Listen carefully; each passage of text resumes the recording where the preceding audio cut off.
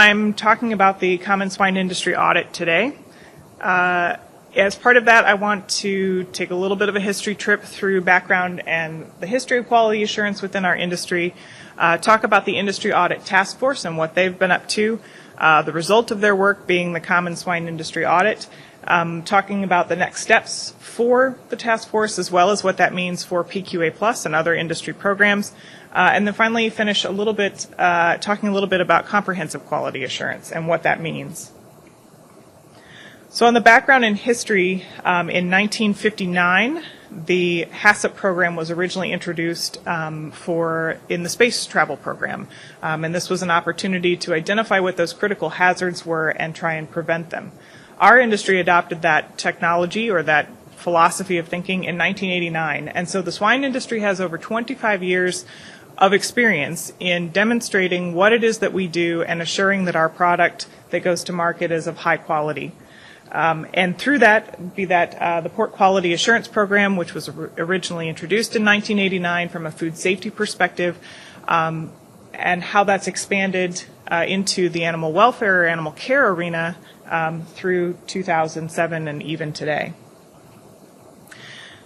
The PQA Plus Program, or the Pork Quality Assurance Plus Program, was originally introduced in 2007 and designed to be a comprehensive platform, really meant to align producer performance with market chain expectations. And so when it was introduced, it focused very heavily on food safety and animal care.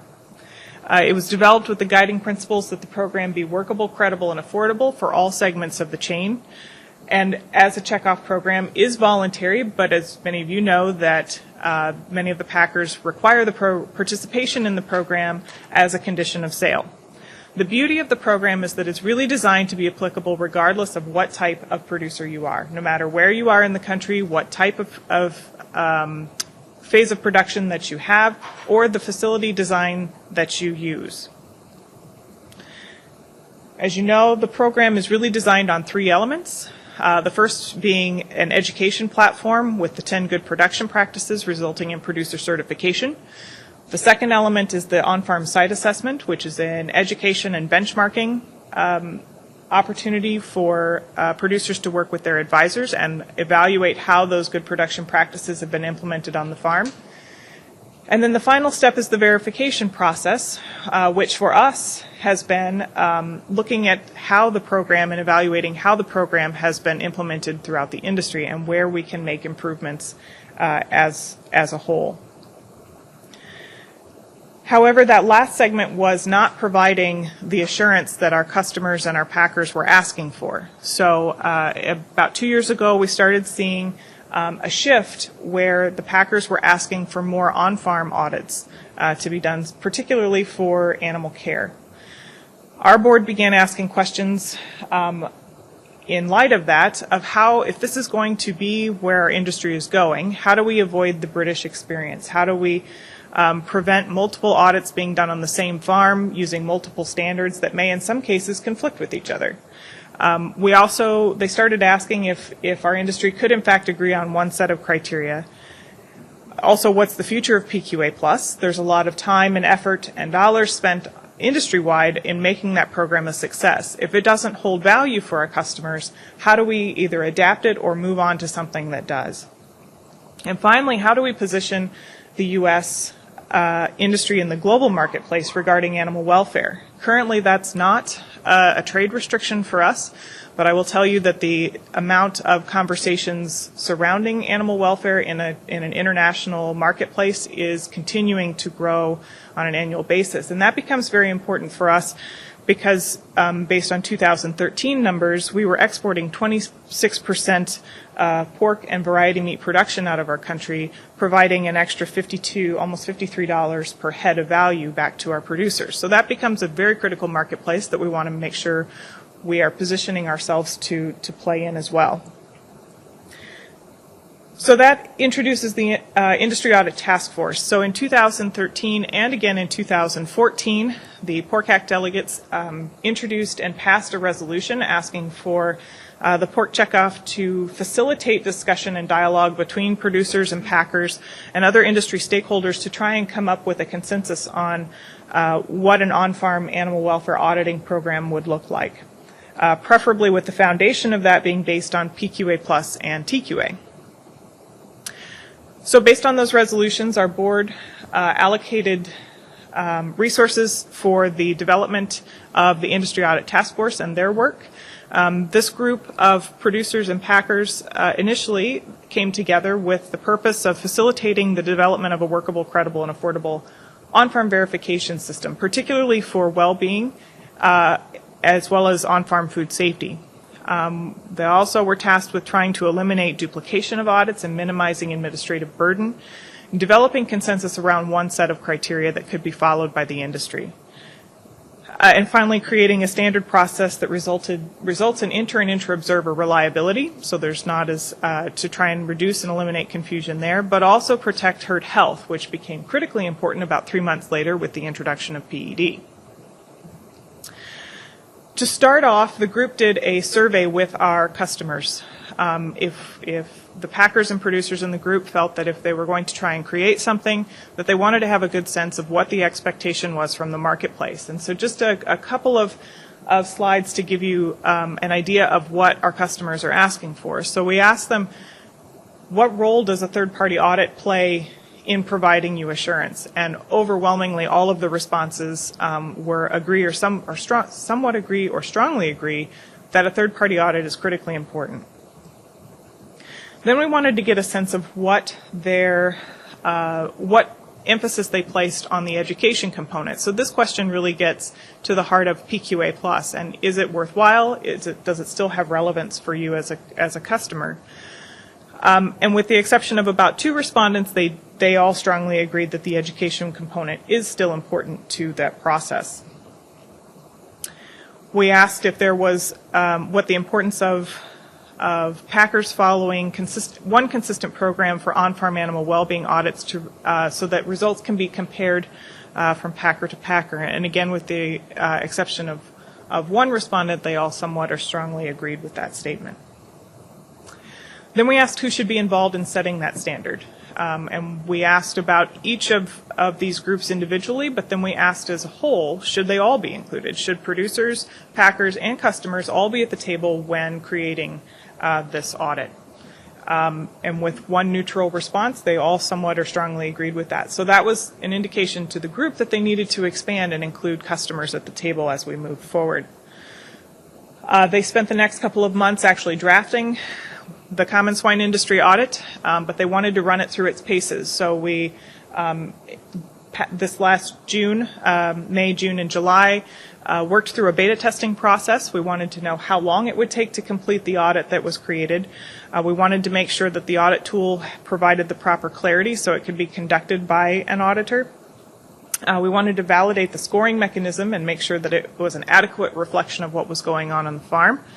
We wanted to gather input from the perspective of third-party auditors. These folks have spent a lot of time on the farm and have experiences that we hadn't, up to this point, taken into consideration. So getting their feedback on it, as well as the final component of establishing credibility of the new audit. And the group decided to work with the Professional Animal Auditor Certification Organization, or PACO, to review the audit and make sure that, for their certification, to make sure that it is a quality animal welfare audit.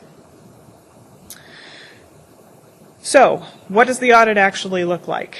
The audit was released late October of 2014. The audit itself and all of the accompanying materials can be found at pork.org/common audit. As I said, the audit materials are there. The document that you see on the screen, that is the common audit. Within that document, there are audit instructions, and as well as the audit standard and the audit tool. The instructions, which I'll go into a little bit more detail about in a second, as well as the audit standards, explain how the audit should be conducted and what the expectation is. The audit tool itself talks about how to score each of those particular standards. There's also a corrective action template for those items that are not in conformance. There's a template for how to address that. There's also an interactive audit tool spreadsheet that helps sort of reorganize the questions so that it flows in a much better format when the auditor is on the farm. There's also a section with frequently asked questions, as well as resources. So for every standard that is listed in the audit, there is a resource associated with that standard to help producers be able to comply with the expectation. The last point I want to make about the actual materials themselves, as you'll note, there is no branding on this particular audit. There's no checkoff logo, there's no company logo, and that is because it is designed to be a platform that anyone can pick up and adopt within their system. So it's not owned by any one entity. It is built by the industry for anyone to use. The audit instructions, the scope of the audit covers from birth of the pig to transport from the farm. It also covers animal welfare and on-farm food safety. Within the auditing instructions, we provide some background about the objectives of the audit as well as how it was developed. We've defined a site very similar, it's exactly the same actually as how it's defined today within PQA Plus, that it's designed by a premises identification number. We talk about scheduling an audit as well as biosecurity and the importance of biosecurity. Basically, in general terms, what it says is that the auditor should comply with whatever the biosecurity protocol of the farm is. In the absence of a farm having a biosecurity protocol, we've worked with the American Association of Swine Veterinarians to build a basic biosecurity protocol that should be complied with. There's also a section on animal sampling and selection, as well as conducting an audit. Some of the questions within the audit are interview-based with caretakers on the farm, and it's important that those questions are asked in a certain way so that they're not leading one way or the other. Also information on how to compile the score, which I'll touch on in a bit more detail in just one second, and completing an audit and corrective action. So the standard itself, the first two that have popped up here, willful acts of abuse and humane euthanasia, are considered the two critical component or critical areas of the audit, and that impacts the scoring, again, which I'll cover in the next slide, but keep those two in mind. All of those listed in green are animal-based or benchmarking type measures. Those listed in blue are facility-based measures. Those in purple are record-keeping based measures. And the three areas listed in black are those that focus on food safety. All of those that are listed within the box are already part of the PQA Plus site assessment. So those are items that producers who have completed the PQA Plus site assessment should be very familiar with. Those outside of the box are still part of PQA Plus from the education standpoint, but up until this point have not been part of the site assessment. So those are really new elements for producers. Audit scoring. So as I mentioned, those two in red are the critical criteria that are part of the audit. They are the only two areas that have a pass-fail score. Those are the only two areas that outright can pass or fail the audit. And if you remember what those two are, they're willful acts of abuse and humane euthanasia. Two areas that we should be pretty easy to comply with, right? All of the other areas are score-based. So each question has a score, and either it's all or nothing for that particular score. For the animal-based measures, we want to present those as benchmarks so that to put those in context, so how the farm is doing in relation to everyone else within the industry for that particular measure. The task force decided to present the scores as a total score as well as section and subsection scores. And the reason for that is because the group really wanted to provide context to whatever that score was. So if you complete an audit and say you get a 98, nobody really knows what the 98 means or what that means in reflection of what's going on the farm. So by categorizing the score of the audit into the subsections, which those in the back and maybe even those in the front maybe can't see from here, but they're the animal benchmarking section, caretaker facilities, records, transport, and loadout. And we've subdivided those, again, to provide context to that score. So if the site is missing 10 points, but all 10 points are missing out of the record-keeping section, that gives you a very different picture of what's happening on the farm rather than those 10 points missing from the animal or benchmarking section, right? And then the question of defining a passing score. So the task force itself, because of the nature of its makeup, cannot define what a passing score in the audit is. So that is left to individual marketplaces to determine what their thresholds will be. We get questions about on-farm assessments versus audits and what they are and if they are one and the same. The simple answer is no. Assessments and audits have a very different objectives and different purposes. So site assessments are meant to be educational and benchmarking, provide measurement and feedback to the producer, and are usually completed by either a first party, as in someone working on the farm, or a second party, such as your PQA Plus advisor. An audit, the purpose of the audit, is to simply be a checklist and a snapshot in time, right? So that's an objective snapshot in time. There is no educational component. In fact, if there is an educational component, the auditor is going outside of their scope and really shouldn't be doing that. It is completed by a third party or someone who has no financial or vested interest within the site. They're simply there to objectively look at what's going on the farm. So if you've recently completed a site assessment, does that count as an audit? No. If you've recently completed an audit, does that count as a site assessment? No. Again, because they're two very different things with two different purposes. Additional questions about implementation that we've gotten is what happens if my farm fails an audit? What if I refuse to be audited? Do all farms have to be audited? How frequently and who's paying for the audit? And unfortunately, I am not the best person to answer that question because the answer will vary depending on the marketplace that you sell to, right? For the most part, most major packers that are implementing an auditing program are doing so in a statistical sampling manner of their suppliers. So not every farm will be chosen or selected or asked to complete an audit. Okay. So next steps for the audit. We're in the process of creating visual resources. We're working with Iowa State University actually to create some visual resources for us for the animal benchmarking sections to visually demonstrate what we have articulated in written language within the audit standard. We're also working with PACO as well. That's the Professional Animal Auditor Certification Organization.